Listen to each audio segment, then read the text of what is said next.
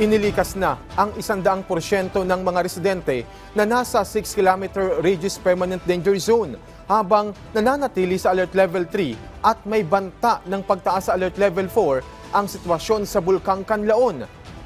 Si Elijah Dalipe ng PIA Western Visayas sa Balitang Pambansa.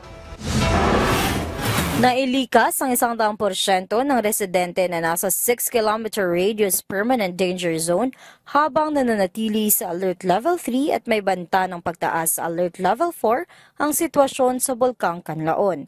Kinumpirma ito ni Office of Civil Defense 6 Regional Director at Task Force Kanlaon Head Raul Fernandez matapos mailikas ang natitirang miyembro ng indigenous people sa Kanlaon City. Maging ang mga alagang hayop ay nailikas na din isa sa mga dahilan kung bakit ayaw ng mga residente na lisanin ang kani-kanilang mga lugar.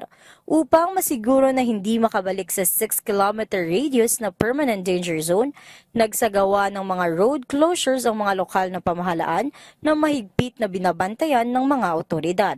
As a result of our implementation of new human activity inside the 6-kilometer, we have established several checkpoints in different locations. Those checkpoints are being manned by PNP personnel, specifically along the national road connecting La Castellana and Canlaon City. So nagkaroon po tayo ng rerouting dyan. Samantala, patuloy ang Department of Environment and Natural Resources sa pagmonitor sa kalidad ng hangin sa mga apektadong lugar. Ayon sa pinakahuling pagsusuri, nasa fair ang kalidad ng hangin sa Araal Station, La Carlota City at good naman sa La Castellana Station. Ang mga evacuation center sa La Castellana at Bago City ay may fair na rating habang ang La Carlota City ay naangat na sa good na level.